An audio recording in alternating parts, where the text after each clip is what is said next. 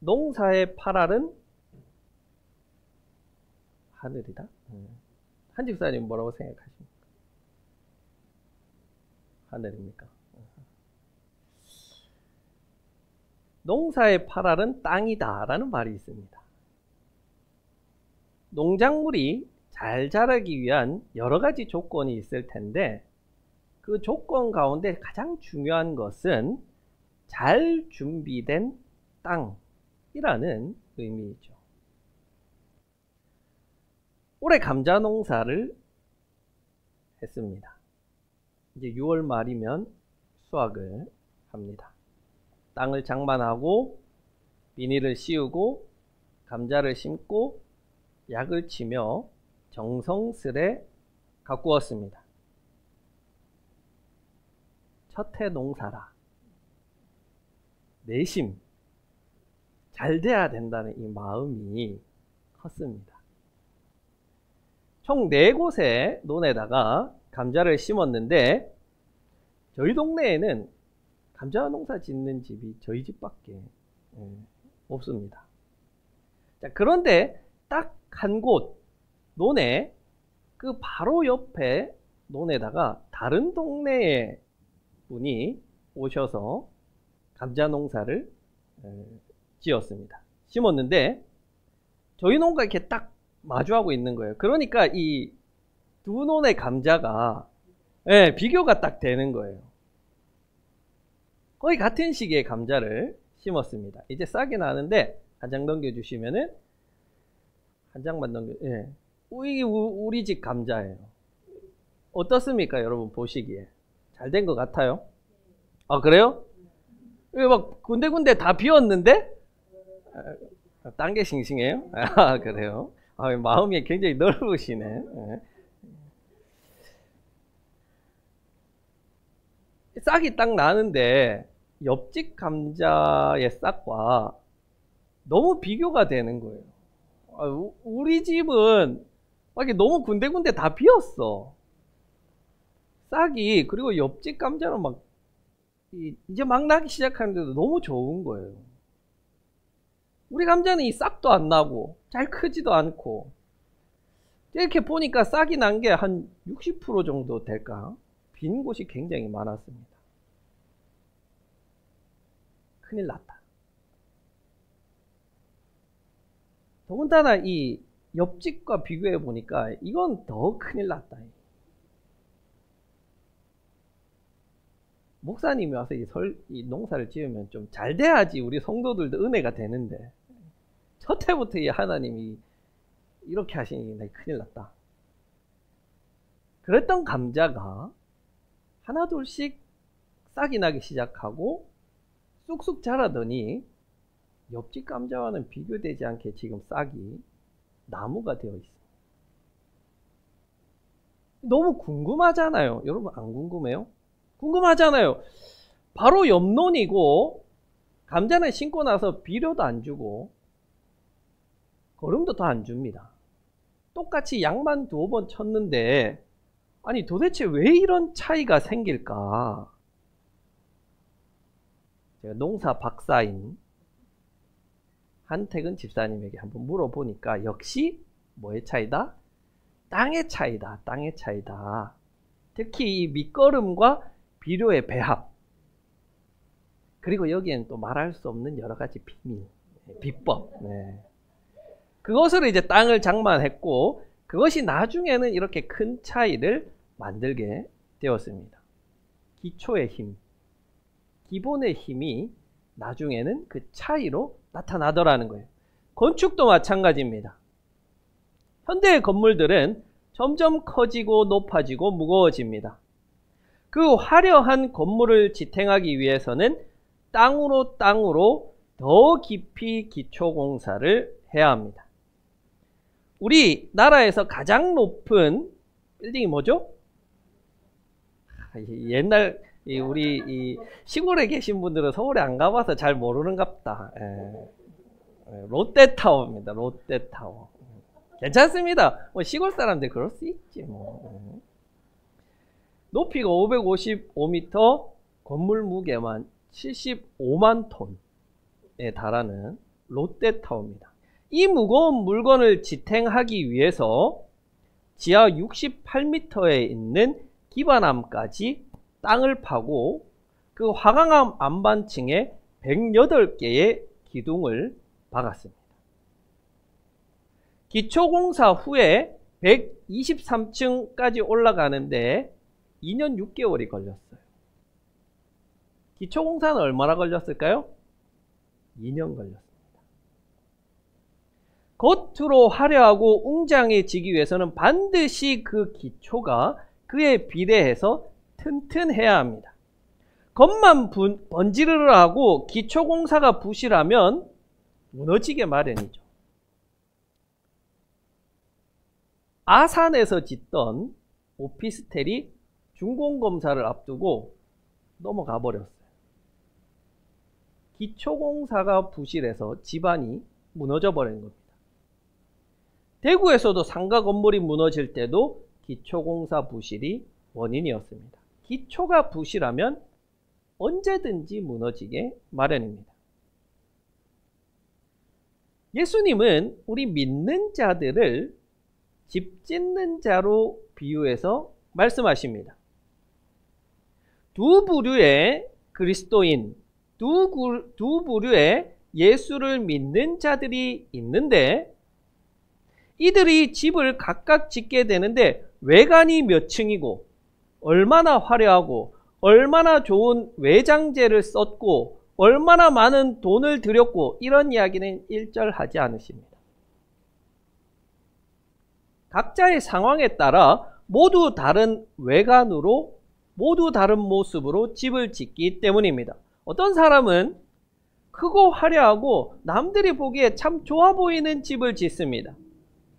장로가 되어서 헌금 많이 하고 노회장도 되고 기도도 잘합니다. 그에 반해서 어떤 사람은 볼품없는 신앙의 집을 짓기도 합니다.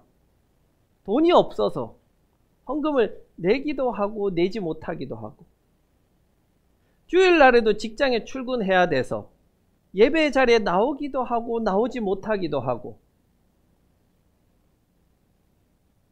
헌신과 봉사를 하고 싶어도 잘 알지 못해서 그것을 할 수도 있고 하지 못하는 그런 사람도 있습니다.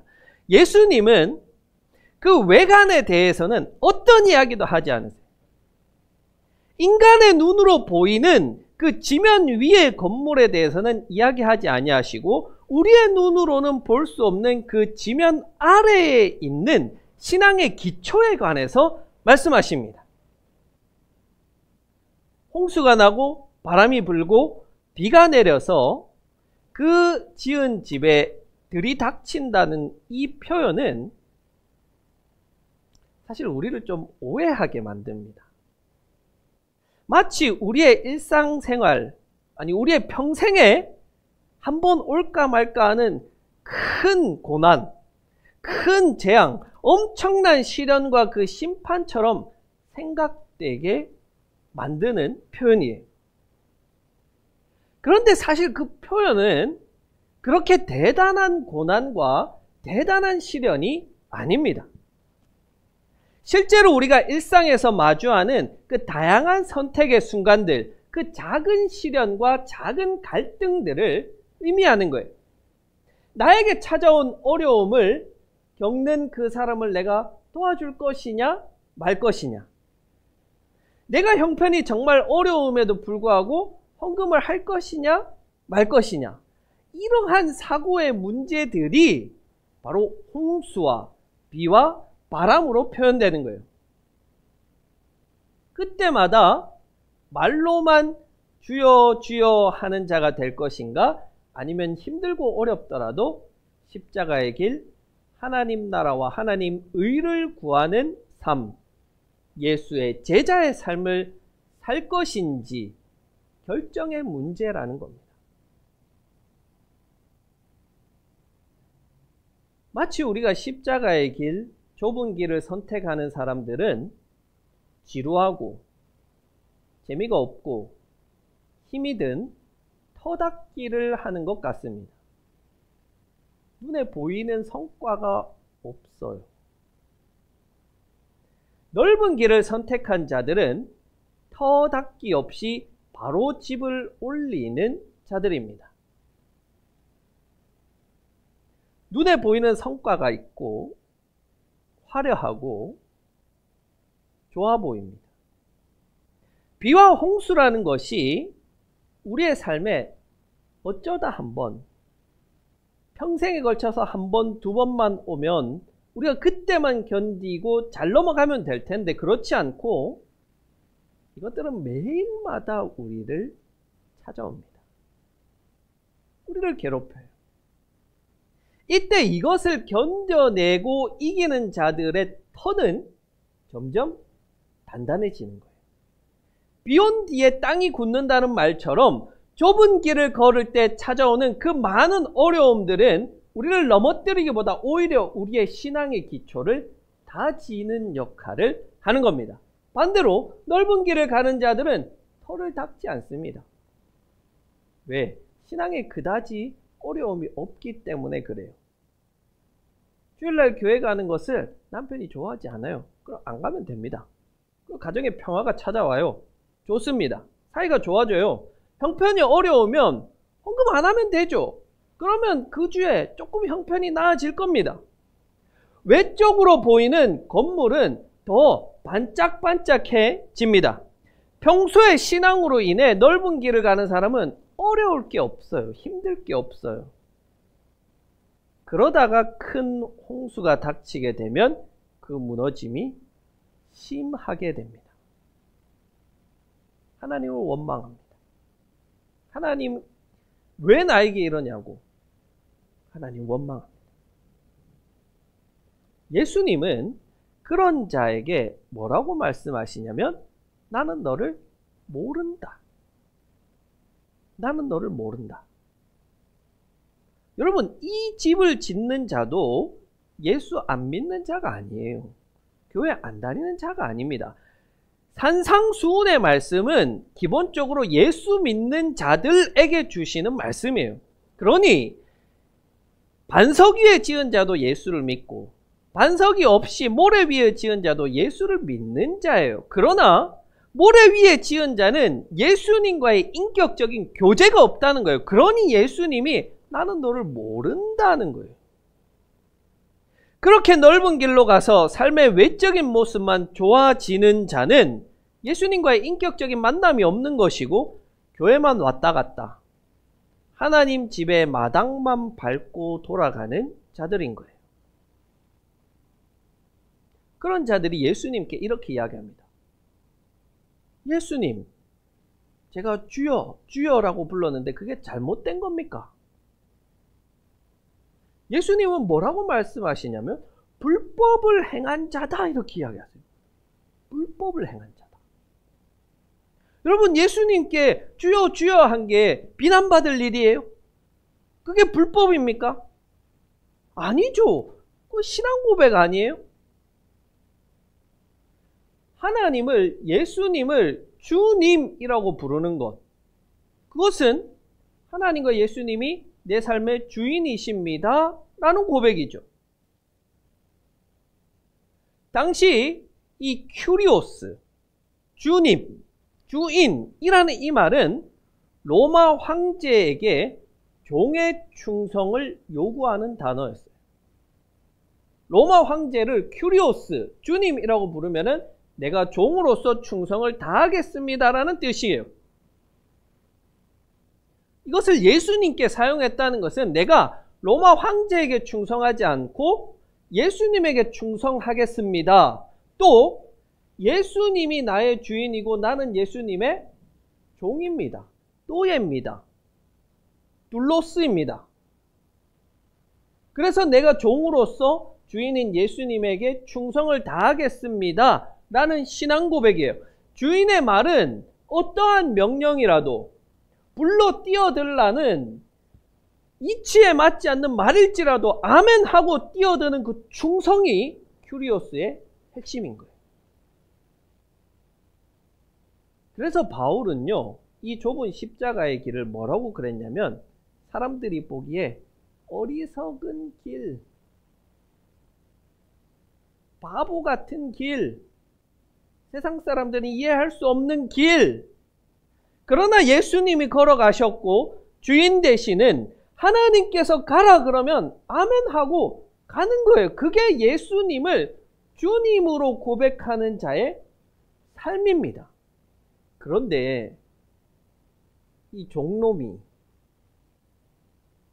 예수님을 보고 주인님, 주인님 하시면서 예수님이 시키는 대로 안 하는 거예요. 말은 주인님 하겠습니다. 주인님이 뭘 원하시는지 알겠습니다. 이해했습니다. 알아들었습니다. 그리고는 안 하는 거예요. 그 종이 쓸모가 있습니까? 필요가 있습니까? 아무 쓸모가 없습니다. 예수님은 종에게 뭐라고 말씀하셨냐면 좁은 길로 가라. 하나님의 나라를 구하라. 하나님의 의를 구하라. 자비를 베풀고 사랑하고 용서하고 이해하고 상대방의 입장에서 생각해라. 예, 알겠습니다. 그래 놓고는 가서 뭐 하냐면 주님의 이름으로 내가 귀신 내쫓았습니다. 주님의 이름으로 기적 행했습니다. 예수님 나 잘했죠? 잘했습니까? 종놈은 주인이 시키는 것만 잘하면 돼요. 귀신 내쫓을 능력 없어도 됩니다. 예수 믿는데 기적 못한다. 괜찮아요. 교회가 작아도 돼요. 헌금 못해도 돼요. 예배 자리 잘 지키지 못해도 돼요. 그건 주인이 시킨 게 아니에요.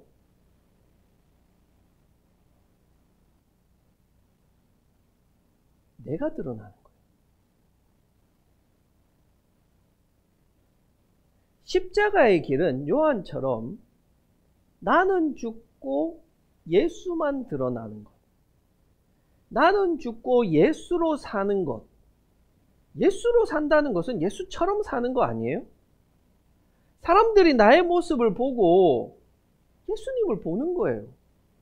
그게 주인의 뜻대로 행하는 것입니다. 내가 이런 사람인데, 내가 이렇게 했는데, 내가 헌금을 얼마 했는데, 내가 뭐를 했는데, 왜 자꾸 당신이 드러나고 왜 자꾸 당신의 말을 합니까? 내가 종놈이면 종놈이 뭐 잘했다고 뭐 잘났다고 내가 이런 사람인데 뭐 그렇게 합니까? 우리는 하나님의 것입니다. 소유권이 하나님께 있는 거예요. 예수 그리스도의 피로 값주고 산 자들입니다. 그러면 우리는 하나님의 종이에요. 하나님의 소유권 가진 자예요. 그러면 하나님의 주권을 인정하고 나는 감추고 예수가 드러나고 나의 신앙의 외형은 별 볼 일 없더라도 그 내면의 기초는 단단한 그런 삶을 살아야 되는 거예요. 겉으로 사람들에게 보여지는 것이 아니라 사람들에게는 보이지 않지만 하나님은 보실 수 있는 그 기초를 튼튼히 해야 하는 겁니다. 넓은 길로 인도하는 거짓 예언자들은 반석 위에 집을 지으면 고난이 없다고 말해요. 만사 형통이라고 말해요. 부자가 된다고 거짓말을 해요. 아닙니다. 비가 내리고 홍수가 나고 바람이 부딪히는 것은 말을 잘 듣는 종에게도 찾아오고 말을 듣지 않는 종에게도 찾아옵니다. 평소에 좁은 길을 가서 그렇게 훈련이 잘 되어서 털을 잘 다져온 사람에게는 고난이 와도 고난이 아닌 거예요. 문제가 와도 그 사람에게는 문제가 아닌 거예요.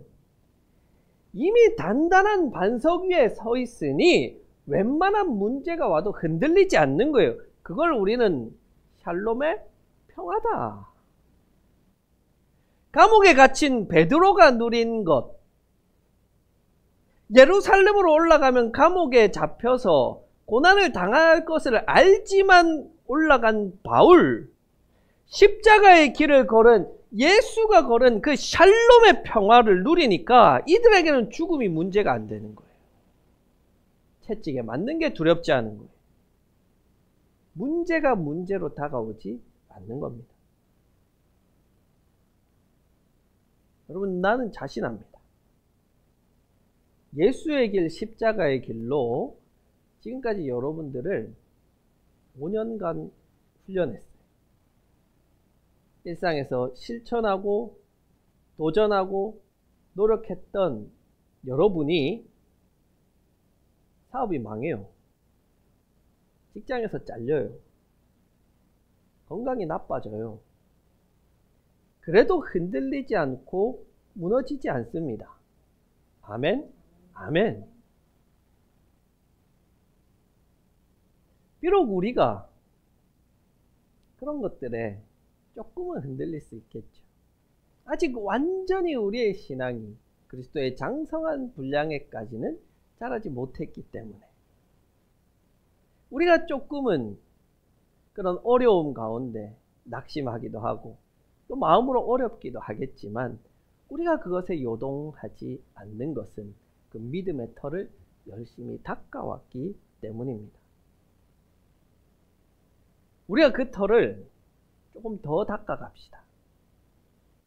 그래야 우리의 믿음의 집 외관이 더 크고 더 멋지고 더 아름답게 세워지게 되기 때문입니다. 그러면 우리는 어떻게 튼튼한 건축을 할 수 있을까? 3차원 영적 건축을 해보자. 자, 먼저 기초공사를 튼튼히 해야겠죠. 말씀의 실천으로 기초를 튼튼히 하는 겁니다. 그 기초는 예수님의 말씀을 행하고 거기서 오는 고난을 이겨낼 때 가능한 거예요. 다른 방법이 없어요. 그래서 신앙에는 왕도가 없는 거예요. 이 길밖에 없어요. 좁은 길로 가고 거기서 오는 어려움을 말씀과 예수님의 힘주심과 성령님의 동행하심으로 이겨내는 거예요. 견뎌내는 거예요. 믿음으로 승리하는 거예요.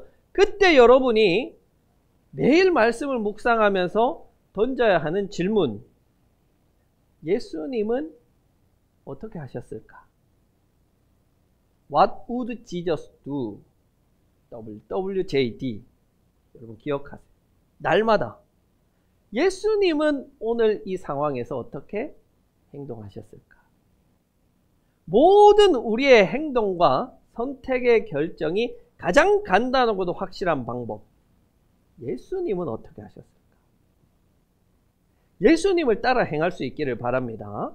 어떤 건물이든 기초공사를 할 때 그것을 튼튼하게 만들어주는 것은요, 콘크리트가 아닙니다.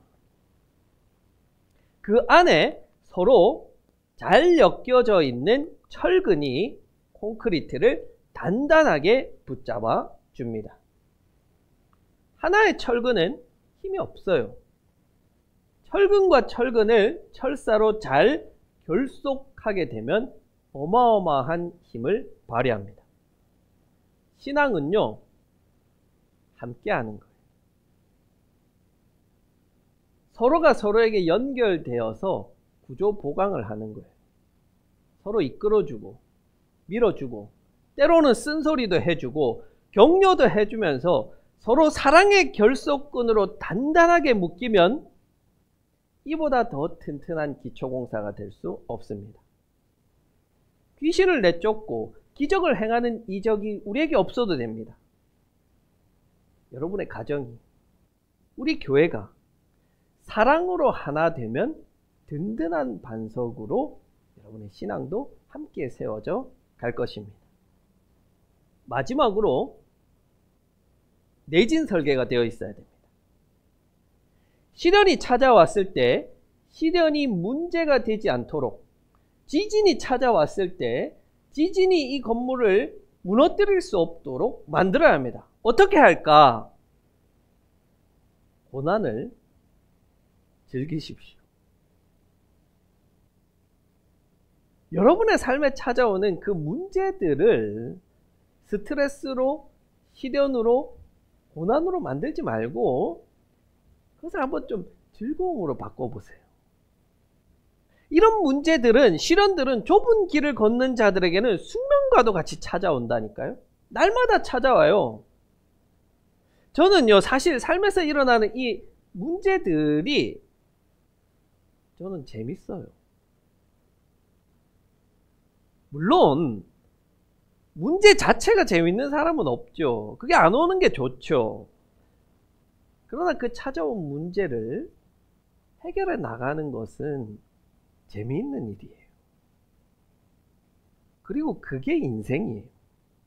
그게 삶이에요. 그런 인생만이 열매 맺을 수 있습니다. 그게 십자가의 길이고 그게 십자가의 삶이에요. 십자가를 지고 좁은 길을 걷지만 즐거운 거예요. 십자가가 부담이 아니고 즐거움이고 행복인 거예요. 그런 사람의 기도는 하나님 주십시오. 해결해 주십시오. 내 뜻대로 되기를 바랍니다. 믿습니다가 아니라 하나님 뜻대로 하십시오. 나는 순종하겠습니다. 하나님 방법대로 하겠습니다. 그리고 하는 거예요. 사랑하는 성도 여러분, 우리가 하나님 앞에 섰을 때는, 하나님 앞에 우리가 죽고 섰을 때는, 그때는 정말로 큰 홍수와 바람과 비로 심판받게 됩니다. 우리가 지은 그 집이 판단받습니다. 하나님은 영적인 구조 안전 진단을 하시는 거예요. 그때 무너지지 않고 떠내려가지 않기 위해서는 지금 우리의 이 삶은 기초공사를 다지는 삶이 돼야 되는 거예요. 건물이 아무리 화려하고 멋진 것은 소용없습니다. 하나님의 구조 진단에 맞게 여러분의 신앙이 잘 기초를 쌓고 있는지 세 가지 체크리스트를 통해서 한번 점검해 보십시오. 첫째, 여러분의 기도가 요청서인지 복종서인지 점검해 보십시오. 아버지 내 뜻대로 마시고 아버지의 뜻대로 하옵소서. 예수님께서 십자가의 길을 걸으며 겟세마네 동산에서 보여주신 그 절대적인 복종의 기도가 여러분의 입술에서도 고백되어지고 있습니까? 두 번째, 성경을 단순한 교과서가 아니라 설계도로 살아있고 움직이는 말씀으로 인정하고 그렇게 살아가고 있습니까? 설계도를 무시하고 집을 지으면 아무리 멋진 집도 멋진 외관도 무너지게 마련입니다. 하나님의 말씀을 실천하며 살고 있습니까? 마지막 세 번째, 여러분의 삶이 편의시설이 아니라 험난한 공사 현장으로 느껴지는지 살펴보십시오. 여러분의 삶은 말씀을 듣고 행하는 치열한 공사 현장입니다. 만들어가는 자리이지 안락하게 누리는 자리가 아니에요. 여러분 각자의 삶이 말씀의 기초를 쌓아가는 영적인 건설 현장이 되어야 합니다. 우리의 신앙이 화려한 외장 마감에 그치지 않기를 바랍니다. 오직 말씀을 듣고 행하는 종들의 공동체로 반석 위에 삶을 세워가는 하나님의 백성들이 될 수 있기를 간절히 축복합니다.